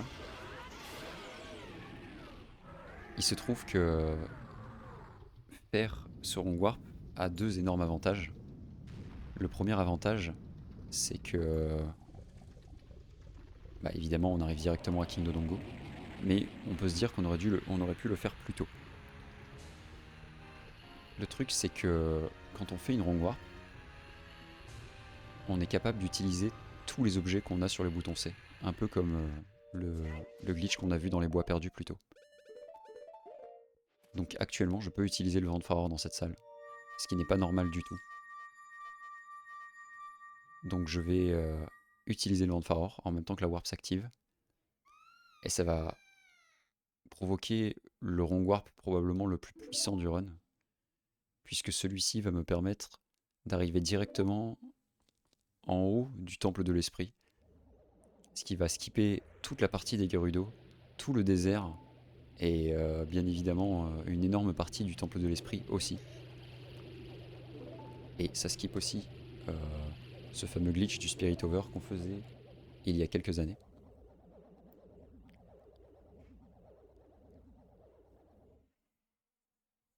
Donc voilà, ce rond warp est assez compliqué à setup, comme vous avez pu le comprendre, puisqu'il faut le vent de Faror, il faut le poser dans les bois perdus, il faut faire une rond warp dans une salle de boss, puis utiliser ce vent de Faror dans cette salle de boss. C'est donc très compliqué, mais ça permet de faire aussi un skip tellement puissant que ça vaut le coup de le faire. Donc nous voici en haut du temple de l'esprit, directement avec le bouclier miroir. Prêt à faire directement la partie adulte et non la partie enfant du donjon. Évidemment, je conçois que la liste des glitches est très nombreuse et très complexe. Donc si vous avez des questions, vous pouvez n'hésiter surtout pas à les poser sur un prochain live ou dans les commentaires. Ça serait totalement normal vu la complexité du run. Alors, nous voici dans le temple de l'esprit. Alors évidemment la route est aussi plus ou moins calculée pour récupérer des bombes au moment où on en a le plus besoin. Et ici, chaque Armos a une chance sur 2 de nous donner un bomb drop ou de ne pas nous en donner. Il se trouve que malheureusement je n'ai eu qu'un seul bomb drop, ce qui n'est pas très chanceux, mais c'est pas non plus si horrible que ça. J'ai été assez chanceux dans les autres parties du run. Donc c'est difficile d'avoir une bonne RNG tout le long du run malheureusement. C'est pas très grave, surtout que dans la salle suivante, on va pouvoir dupliquer des drops de bombes. Heureusement, ça nous permet un petit peu de pallier à cette RNG capricieuse. Mais en fait, dans ce pot, il y a un drop de bombe. Et tant que vous ne le récupérez pas, il va continuer de respawner en fait. Le pot lui va respawner. Et donc le bomb drop lui aussi va respawner. Par contre, une fois que vous prenez le bomb drop, le drop ne réapparaîtra plus. Mais ça permet de dupliquer une ou deux fois le drop. Donc c'est quand même plutôt puissant. Ici on voit le statue climb, un glitch assez compliqué. Où il va falloir grimper sur l'épaule puis sur le fourreau de la statue, de l'épée de la statue. Et ici avec 2 backflips frame perfect, on va avoir assez de vitesse pour passer à travers les collisions. Évidemment, les développeurs n'avaient pas du tout prévu qu'on puisse arriver là, ce qui explique la facilité, entre guillemets, de clipper ici avec un simple backflip. Mais c'est pas si simple que ça, parce qu'il faut quand même faire 2 backflips frame perfect pour avoir la bonne vitesse et tout ça. Donc ouais. Donc c'est un Spirit Temple qui s'est relativement bien passé. Même si voilà, la RNG n'a pas été très clémente, j'ai raté un petit peu une salle, mais rien de très très grave. On arrive ici à Naboru. Naboru a aussi une cinématique assez longue, mais bon, encore une fois dans Ocarina of Time on peut skipper beaucoup de choses, et on peut skipper cette cinématique. Donc on va mettre Naboru au minimum de vie possible, et on va la tuer avec une bombe. Donc là il reste juste une bombe pour la tuer, pour l'achever. Je vais grimper sur le trône, puis agripper le rebord devant moi. En fait Link va agripper ce rebord, mais ce rebord va le faire chuter directement, car on n'est pas censé pouvoir agripper ce rebord longtemps en fait. Sauf que la cinématique s'est lancée en même temps. Donc Link est resté bloqué dans une animation où il va grimper, enfin où il est en train d'agripper un rebord. Il va quand même tomber malgré tout. Donc Link, au lieu d'accrocher le rebord, va accrocher le sol qui est en dessous de lui. Et à ce moment-là, il suffit d'appuyer sur A pour lâcher non pas le rebord, mais du coup le sol. Et Link va passer sous le sol. Et pendant que la cinématique se lance, Link tombe dans le vide et ça skip la cinématique. Pas facile. Ici, on a le droit au boss favori de tous les speedrunners. Les fameuses Kume et Kotake, ou plus communément appelées aussi les Twin Rova. Donc, le boss de feu et de glace, qui malheureusement est bien RNG. On est bien obligé d'attendre que l'une des deux attaque pour pouvoir toucher l'autre. Et ça peut parfois prendre très longtemps. Il se trouve que dans ce run, la RNG n'a pas été très très bonne sur Twin Rova. Sans qu'elle soit horrible non plus. Mais elle m'a fait perdre un petit peu de temps. Donc, on peut plus ou moins prévoir quand est-ce qu'une des deux sorcières va tirer. Généralement quand il y en a une sur un pilier, c'est qu'elle va tirer. Mais c'était pas toujours suffisant. Là par exemple je savais que Koumé, donc la sorcière de feu, allait tirer. Car justement elle était sous un pilier. Mais plus le fight avance, plus il y a des chances pour que les sorcières tirent peu importe où elles sont. Ce qui est justement le cas ici.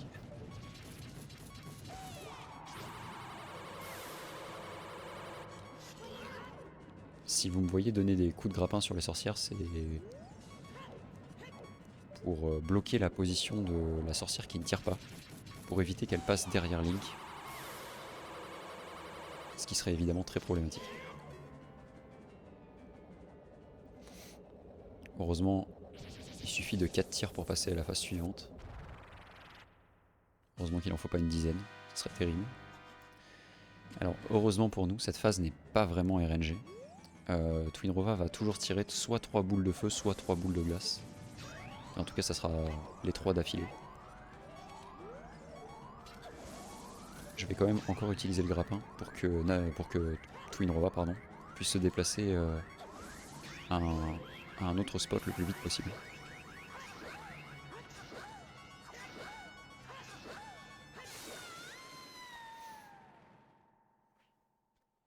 Et voilà comment on achève l'un des derniers boss du jeu.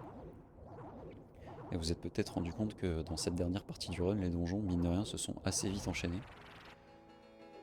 Puisqu'on a fait ici le temple de l'esprit qui est bientôt terminé. Puis on a très vite fait Jabu et la caverne Odongo. Avant ça, on a fait le temple de l'eau. On a aussi fait le temple de la forêt, le temple du feu. Et au tout début du run, enfin tout début, le premier temple qu'on a fait, c'était le temple de l'ombre. Ce qui fait qu'en fait, il ne reste finalement plus grand chose. Et vous êtes peut-être rendu compte, en les citant, qu'il ne restait en fait qu'un seul donjon, en plus du château de Ganon. Et ce donjon, c'est justement l'arbre Mojo. Et oui, il se trouve que c'est plus rapide de faire le tout premier donjon en dernier, dans la route actuelle du MST. Mais on se réserve ça pour plus tard, puisqu'il y a encore un cutscene skip ici à faire. Et on va faire le château de Ganon, donc détruire la barrière, avant de faire ce fameux arbre Mojo. Ce qui peut paraître bizarre hein, au premier abord, puisqu'on pourrait se dire que, vu que le but c'est quand même de faire tous les donjons et de tuer Ganon, qu'il serait plus logique de faire l'arbre Mojo, puis de faire les fameux trials. Mais vous allez voir que, pour une raison assez particulière, ce n'est pas la route la plus rapide. Donc encore une fois, vous commencez à être habitué je pense. Mais j'ai utilisé l'Ocarina Item proche de la War. Et je suis mort en même temps que la cinématique s'est lancée. Alors ici j'utilise le vent de Faror pour sortir du temple de l'esprit. Pas de glitch en particulier, hein, c'est tout à fait normal en soi. Puisque si je sors du temple de l'esprit de cette manière, c'est parce que si j'avais sauvegardé et quitté normalement dans le temple de l'esprit, tiens d'ailleurs on va voir tous les médaillons ici, voilà, à part évidemment la pierre de la forêt Kokiri, enfin l'émeraude Kokiri pardon, puisque justement je n'ai pas encore fait l'arbre Mojo. Mais oui, si j'avais sauvegardé et quitté le jeu dans le temple de l'esprit, je serais toujours dans le temple de l'esprit, car quand on sauvegarde, quand on fait un save and quit dans un temple, on reste dans ce temple justement. Alors on peut aussi se dire, pourquoi est-ce que je ne suis pas sorti, tout simplement? Eh bien c'est parce que si on sort, il y a la cinématique du Requiem qui se lance. Et donc c'est une cinématique assez lente, évidemment on n'a pas envie de la voir. Et donc ça a été un gros problème dans le routing d'ailleurs justement du MST et de beaucoup de catégories pendant longtemps. C'est que si on rentrait dans le temple de l'esprit et qu'on faisait le cut-in skip, c'était justement assez difficile d'en sortir, puisque si on sortait, on se tapait cette cinématique. Donc il fallait faire avec.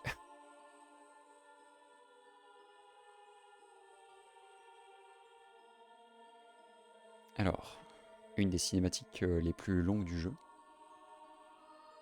si ce n'est la plus longue je crois, la cinématique des flèches de lumière. Donc c'est d'ailleurs justement aussi une preuve qu'on a récupéré les médaillons, puisque sinon cette cinématique ne se lancerait pas. Mais d'ailleurs, pour l'anecdote, et peut-être pour ceux qui ne connaissent pas forcément le speedrun ou l'histoire du speedrun d'Ocarina of Time, pour que cette cinématique se lance, il faut simplement récupérer le médaillon de l'ombre et le médaillon de l'esprit. Et tous les autres médaillons ne sont pas utiles en fait. Tout simplement parce que justement, pour récupérer ces deux médaillons, on est obligé d'avoir les autres médaillons. Donc les développeurs n'ont pas jugé utile de dire au jeu « Ah, il faut que le joueur ait tous les médaillons ». Non, les développeurs ont décidé que techniquement le temple de l'ombre et le temple de l'esprit étaient les deux temples requis pour avoir les flèches de lumière. Bon, en l'occurrence, ce n'est pas très utile en MST puisque de toute façon on fait tous les donjons. Mais il se trouve qu'il y a certains speedruns, notamment la catégorie GSR, qui justement ne fait que le temple de l'ombre et le temple de l'esprit. Donc pour cette catégorie, c'est plutôt une bonne nouvelle que les autres donjons ne soient pas un prérequis.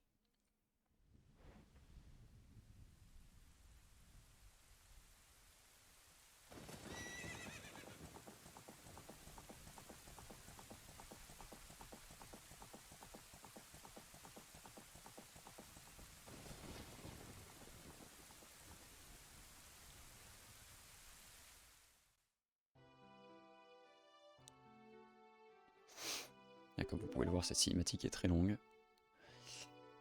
Et pour la petite anecdote, une autre anecdote, puisque il faut bien passer le temps, la cinématique que vous venez de voir en enfant est une cinématique en temps réel. De toute façon, Ocarina of Time est un jeu sorti sur cartouche, il n'y a pas de CD, donc il n'y a pas de cinématique à proprement parler. En fait, grâce à cette cinématique, on peut voir le Link enfant, et en fait, on devient vraiment Link enfant pendant un court instant. Et il se trouve qu'il y a un glitch dans le jeu qui s'appelle le Bottle Adventure, qui consiste à avoir une bouteille sur le bouton B en adulte, puis passer enfant, puis repasser adulte, et ça va changer l'objet qu'on a sur le bouton B, selon l'objet qu'on avait sur C droite en enfant. Donc ça paraît un peu alambiqué, mais en fait, cette cinématique justement des flèches de lumière avec Link qu'on voit enfant pendant quelques secondes, bah, nous permet de repasser enfant sans avoir à reposer la Master Sword justement dans le temple du temps. Donc selon certaines circonstances, bah, ça peut être utile. Bon, on a récupéré les flèches de lumière, on va pouvoir enchaîner avec le château de Ganon. Et je vais peut-être en profiter pour cette fois-ci anticiper le prochain glitch qu'on va voir, puisque depuis tout à l'heure, ça va tellement vite que je passe plus mon temps à rattraper les glitches qu'on a vus à l'écran, en espérant que ça soit quand même compréhensible, j'espère que oui. Mais oui, du coup, le prochain glitch qu'on va voir, ça sera le glitch pour passer le Forest Trial, donc ouais, l'épreuve de la forêt. Et si vous vous souvenez de cette épreuve, il y a des torches à allumer. Or, il se trouve qu'on n'a rien pour faire du feu actuellement. On n'a pas le feu de daim, on n'a pas les flèches de feu. Donc il va falloir ruser un petit peu. Et là on pourrait se dire, ok, j'ai équipé le bâton Mojo grâce à l'Equip Swap. C'est justement pour, grâce à une torche, allumer le bâton Mojo et allumer les torches du temple de l'épreuve de la forêt. Mais en fait non, ça va être encore pire que ça. On va faire un glitch qu'on appelle le Quick Put Away. Généralement on l'appelle plus souvent par ses initiales, c'est-à-dire le QPA. Et donc le QPA va consister à sortir le bâton Mojo, puis sortir une bombe, puis au moment où on va se prendre un dégât, on va devoir ranger le bâton Mojo. À ce moment-là, on aura toujours le bâton Mojo dans les mains. Alors peut-être vous vous rendrez compte que le bâton Mojo est invisible, puisque on n'est pas censé pouvoir équiper les bâtons Mojo en adulte. Donc le jeu n'arrive pas à rendre le bâton Mojo, il n'arrive pas à faire le rendu de la texture du bâton Mojo. Cela dit, on l'a quand même, il est bel et bien fonctionnel. Mais donc oui, le jeu pense que nous n'avons plus le bâton Mojo dans la main, et pourtant il est bel et bien présent. Et à partir de ce moment-là, si on casse le bâton Mojo d'une certaine manière, en étant un peu dans les airs en fait, pas juste au sol, euh, ça va nous donner des effets très particuliers sur notre Krushtab. Donc je vous laisse admirer. Et voilà, Link va se prendre les dégâts de la bombe. Je vais ranger le bâton Mojo en même temps, mais vous voyez que le bâton Mojo est toujours dans mes mains. Je pète le bâton Mojo. Et en fait, en faisant l'ISG, comme je vous l'avais expliqué, le Krushtab conserve le dernier coup de jump slash qu'on a fait. Et en fait, ce coup de jump slash que j'ai fait justement était un peu buggé. Et il a des dizaines de propriétés différentes. Qui sont plus ou moins positives ou négatives, mais en l'occurrence, ça permet d'activer les torches, de faire du feu en fait, sans avoir une source de feu. Donc c'est assez puissant. Encore une fois, ne me demandez absolument pas comment ça fonctionne, c'est très bizarre ce jeu, j'en ai aucune idée. L'essentiel c'est que ça fonctionne. On va pouvoir faire la prochaine salle. Rien de particulier dans cette salle, à part qu'il faut évidemment bien jouer avec les ventilateurs. Et on termine notre premier trial. Donc évidemment, il faut faire les 5, on va les faire dans l'ordre inverse des aiguilles d'une montre. Parce qu'on va pas commencer à s'amuser à les faire dans des ordres spécifiques. Je sais pas moi, par exemple, temple de la forêt, temple du feu, temple de l'eau, etc. On va bel et bien aller dans le sens anti-horaire. Et donc faire l'épreuve de l'eau après ça. L'épreuve de l'eau qui est d'ailleurs plutôt une épreuve de glace. Mais enfin, peu importe. On aura le droit à 2 tricks spécifiques dans ce trial.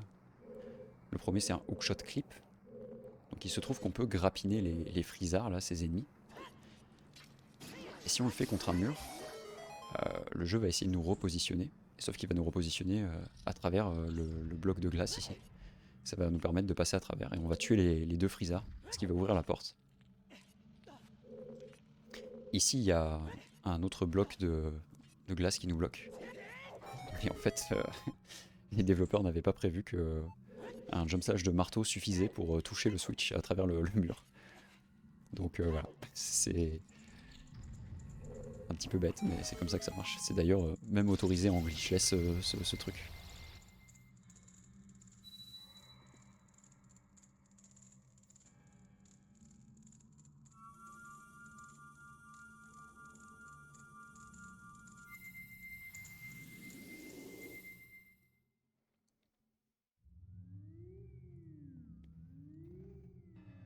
On en est donc à 2 trials sur 6.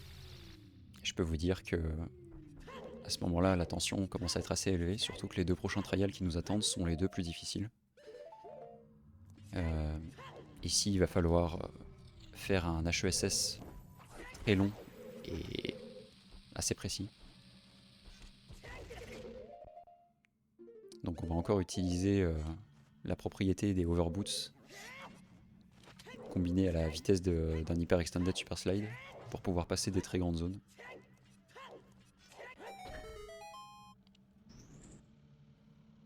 Et ça va nous permettre d'atterrir dans cette zone-là du Shadow Trial.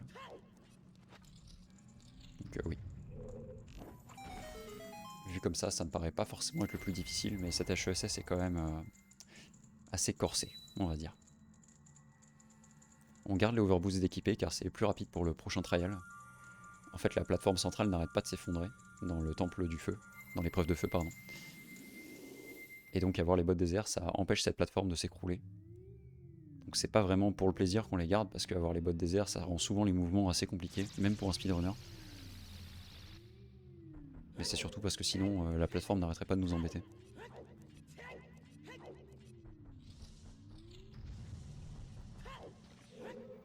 Ah, une autre raison pour laquelle j'ai récupéré un réceptacle de cœur à Jabu.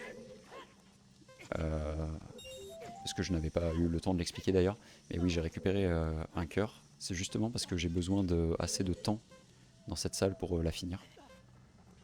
Car sinon c'est beaucoup trop serré pour avoir le temps de finir cette salle. Donc il faut au moins 4 cœurs. Puisque oui, notre timer de la chaleur dépend de notre vie sur le coup, sur le moment. sachant que 1 cœur représente 8 secondes, donc avec 4 cœurs, on a 32 secondes. J'ai pu faire un méga side-up pour récupérer le dernier rubis argenté. Malheureusement ici je me fais toucher, ce qui rend ouais, cette salle un petit peu compliquée. C'est justement aussi cette HESS très difficile, puisqu'on démarre avec les bottes désert. Mais en plus il y a ces magnifiques mobs qui viennent nous attaquer, comme si c'était pas assez difficile. Cela dit, c'était une perte de temps relativement mineure, puisque j'ai réussi à refaire le glitch assez rapidement. Heureusement pour moi. À partir de là, les trials deviennent un petit peu plus simples, même s'il faut surtout pas rater le prochain glitch, puisque le rater, ça veut dire perdre 2 bombes, et en plus du temps. Et il est assez capricieux. Mais c'est ce qu'on appelle le Golden Gauntlet Skip, qui va permettre de passer à travers l'énorme bloc avec la vitesse d'un super slide. Mais attention, l'angle est assez précis. Donc oui, pas si évident que ça. Une fois qu'on en est là, cela dit, c'est un moment, on va dire, de respiration. Rien de spécial dans cette salle à part qu'il faut tuer tous les mobs. Ça nous permet simplement de récupérer la clé. Puis dans cette salle, on va jouer la berceuse Zelda pour récupérer la deuxième clé. D'ailleurs, petite anecdote, mais on peut skipper cette salle, techniquement. Assez compliqué, mais on peut le faire, c'est juste que c'est plus lent. Ça nous permettrait de skipper la berceuse de Zelda. Et en théorie, on n'a pas non plus vraiment besoin du vent de Faror. Donc on pourrait trouver une route différente où on n'a pas besoin du vent de Faror. Cela dit, on a quand même besoin de la berceuse de Zelda pour récupérer la magie. Donc en fait, si on récupère la berceuse de Zelda et qu'on a toute cette cinématique en enfant, c'est finalement uniquement pour la magie. Et pour pouvoir tirer ces fameuses flèches de lumière dans le château de Ganon. Techniquement, c'est vraiment la seule restriction qu'on a pour récupérer la berceuse de Zelda.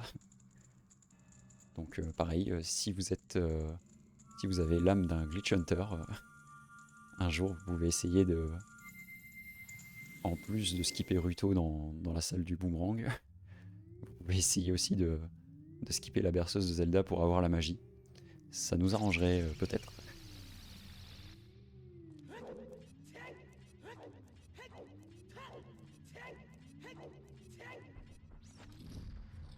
Et donc voici le dernier trial. Et fort heureusement, c'est le plus simple des 6.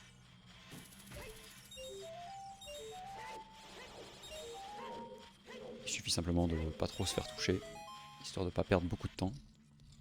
Et dans cette salle, on va pouvoir faire ce qu'on appelle un bow extension. Donc en fait, si on utilise l'arc, puis qu'on arrête d'utiliser l'arc, mais qu'à la frame d'après, on re-appuie sur l'arc, l'arc va en fait, l'arc ou le grappin, en fait, on peut utiliser l'arc ou le grappin, va légèrement clipper à travers le mur. Et en soi, c'est pas suffisant pour le grappin pour nous faire grappiner des choses à travers le mur. Mais par contre, c'est suffisant pour une flèche pour que ça puisse passer à travers un mur. Donc c'est comme ça qu'on va activer le switch de l'autre côté.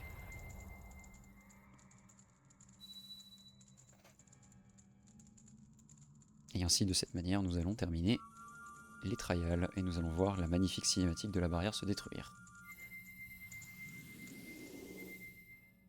On a donc récupéré tous les médaillons. On a fini tous les trials. Donc dans le MST, on a fait le M et le T. Il nous manque plus que le S. Il faut récupérer eh bien, l'émeraude Kokiri. Et évidemment, il faut aussi affronter Ganon. Alors, c'est là que la route va devenir intéressante, pour ceux qui ne connaissent pas. C'est que on a besoin de tuer Ganon pour que le run soit valide et que le run se termine. Mais on n'a pas besoin de tuer Ganondorf. Ganondorf, lui, n'est pas un prérequis du run. On n'est pas dans un run all bosses.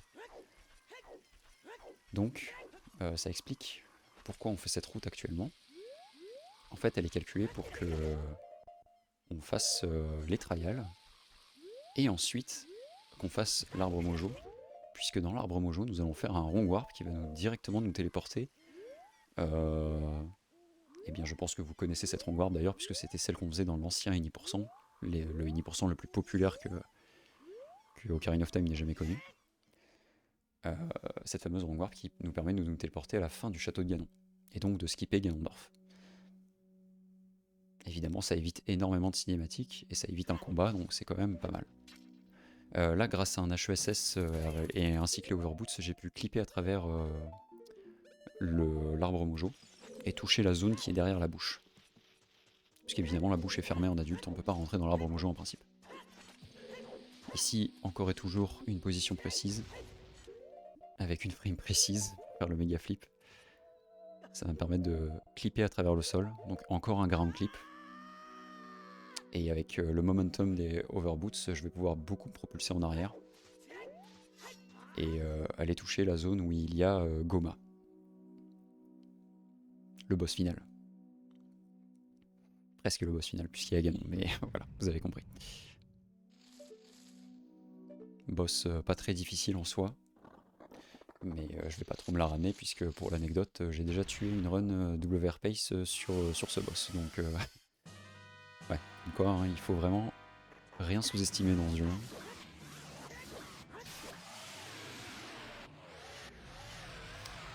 Alors il se trouve que dans la toute dernière zone du jeu, on va se prendre pas mal de dégâts dans tous les sens. On va se prendre des dégâts de bombes, on va se prendre des dégâts parce qu'on va se faire écraser par des choses, on va chuter, il va se passer pas mal de trucs. Donc ici, à moins d'être vraiment à 4 cœurs, on peut skipper le cœur. Mais vu que je suis pas à 4 cœurs, je vais justement récupérer le cœur de Gohma, ce qui rend la situation beaucoup plus safe. Ici, je vais me faire pousser par 2 explosions de bombes en même temps, à une frame précise, celle-ci. Et en fait, ça va me pousser à l'intérieur de la dalle, sauf que c'est pas comme la porte du temps. Cette fois-ci, ça va m'écraser en quelque sorte, donc ça va me permettre de recharger la zone. Alors pourquoi on fait ça? C'est pour justement enlever cette fameuse dalle et pouvoir faire le rong warp en passant la porte et en activant la warp bleue. Donc je pense que celle-ci vous la connaissez, c'est la plus connue de toutes. On la faisait en Any%, sauf qu'on la faisait en enfant. Cette fois-ci, on l'a fait en adulte pour le contexte du MST. Donc le setup est légèrement différent, mais le résultat, lui, est le même. On arrive au château de Ganon. Avant, on faisait un glitch qui s'appelait la Void Warp, mais ici, on va faire un autre triple slash clip, celui qu'on avait vu dans le Temple de l'Ombre. En fait, on va donner 3 slash à l'horizontale, puis équiper les bottes désert, et ça va nous faire un peu partir en arrière, et avec une position précise, on va pouvoir clipper à travers le mur. C'était aussi ce qui s'était passé dans le Temple de l'Ombre, j'avais pas eu le temps de l'expliquer. Et là, je vais devoir naviguer dans les salles qu'on ne voit pas, les salles qui sont invisibles. Et ça va me permettre d'arriver dans ce fameux escalier final. Alors, ce que vous avez vu ici, c'était bel et bien un fail, hein. J'étais censé faire un super slide. J'ai pas eu trop le temps d'expliquer les super slides, mais oui, en fait, il faut en principe une explosion, ou en tout cas un dégât. Il faut qu'un dégât vous touche pendant que vous êtes dans une roulade et que vous avez activé le bouclier et que vous attrapez quelque chose. Donc la plupart du temps, on utilise 2 bombes côte à côte. Et une bombe va exploser, puis nous on va attraper l'autre bombe. Et ça va nous permettre de partir avec une très grande vitesse en arrière. C'est la même vitesse qu'un HESS, sauf qu'on va partir tout droit. Là en l'occurrence, j'étais censé prendre les dégâts de l'espèce de rocher en feu à côté et attraper la bombe. Mais c'est une position qui est assez précise et assez capricieuse. Donc ça ne marche pas toujours malheureusement. Ici ça n'a pas fonctionné. Mais ce n'est pas assez pour tuer un record du monde, bien heureusement. Ça va perdre peut-être 4 ou 5 secondes, mais voilà. Je suis bien content de vous annoncer que ça n'a ni tué le record du monde, ni d'ailleurs tué le 1h41. Puisque oui, le record du monde précédent c'était 1h42 minutes et 20 secondes. Donc je suis quand même assez fier de pouvoir dire que j'ai fait le tout premier 1h41. J'avoue qu'il y a un peu de fierté derrière.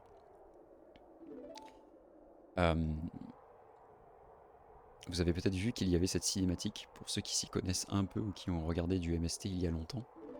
Vous savez que la cinématique de la tour qui s'effondre était précédemment skippable, mais maintenant elle ne l'est plus. En fait, on s'était rendu compte que si on se faisait attraper par les gardes Gerudo, on pouvait skipper la cinématique de la tour qui s'effondre justement. Alors ça paraît très bizarre dit comme ça, puisqu'on se dit pourquoi en casu ça m'est pas arrivé? Puisqu'en fait, il y a une variable dans le jeu qui partage deux cinématiques ensemble. Et cette variable, c'est la cinématique de quand on se fait attraper par les Gerudo et justement cette tour qui s'effondre. Et en fait, cette variable se reset quand on voit Ganondorf mourir. Or, il se trouve qu'on ne voit pas Ganondorf mourir. Donc la variable ne se reset pas. Et donc on pouvait skipper la cinématique de la tour qui s'effondre. Mais il fallait se faire attraper par les Gerudo. Et actuellement, on utilise le vent de Faror pour se téléporter directement en haut du temple de l'esprit. Donc on ne se fait plus attraper par les Gerudo. Donc la cinématique n'est plus skippée. On pourrait se dire que c'est un gros temps perdu. Certes, c'est effectivement un gros temps perdu. Mais ça rend quand même la route actuelle est malgré tout toujours plus rapide. Puisque cette téléportation en haut du temple de l'esprit reste extrêmement puissante. Donc là, Ganon nous a démunis de la Master Sword. Et c'est pour ça que j'ai fait un jump slash avant de rentrer dans le combat. C'est pour, en faisant des crouch stabs avec le marteau, avoir la même puissance que la Master Sword. Puis je vais continuer mon petit manège en faisant des roulades en dessous de la queue de Ganon. Enfin en dessous de ses jambes plutôt. Pour toucher sa queue. Et ça va me permettre de le frapper rapidement sans avoir à le toucher avec des flèches de lumière ou en faisant le tour ou en attendant qu'il... je ne sais quoi. Bref, c'est une méthode assez rapide pour en finir avec lui. Le timing s'arrête dès qu'on touche Link avec... dès qu'on touche Ganon, excusez-moi, avec l'épée. Voilà. C'est donc un 1h, 41 minutes et 47 secondes. Et si je me souviens bien, les centièmes c'est 67 millièmes. Donc là j'ai splitté un tout petit peu trop tôt puisque j'ai mis 62 millièmes de seconde. Mais oui, il me semble que c'est... 62 centièmes de seconde. Mais oui, il me semble que je suis à 67 centièmes. Ou peut-être 76, je sais plus si c'est 67 ou 76. Mais ce n'est pas très important, généralement on ne compte pas les secondes, on ne compte pas les millisecondes en speedrun sur Ocarina of Time, sauf quand ça devient vraiment obligatoire.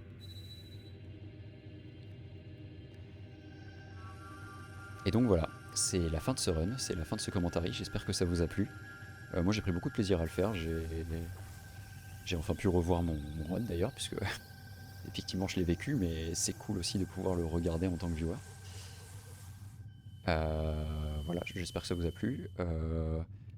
Si vous avez des questions, n'hésitez pas à les poser dans les commentaires ou à les poser sur mes lives en direct sur mon Twitch, donc twitch.tv/amatessero. La question qui m'a été le plus posée, c'est est-ce que je vais continuer la catégorie? La réponse est oui, puisque vous l'avez vu, il y a encore quelques petits fails par-ci par-là. Donc je peux encore m'améliorer. Et de toute manière, je crois que je ne suis pas le seul à vouloir ce record du monde. Donc si je veux défendre un petit peu mon titre, je ne vais pas avoir le choix. Voilà. Toujours est-il que pour l'instant, c'est le record du monde à ce jour, le 20 février. J'ai fait ce record le 19 février, donc hier. Et voilà. J'espère que ça vous a plu. J'ai pas grand-chose d'autre à dire. Je pense que je vais vous laisser apprécier les crédits. N'hésitez pas à partager la vidéo hein, si ça vous a plu. Et voilà, on se dit à très bientôt en live. Ciao tout le monde.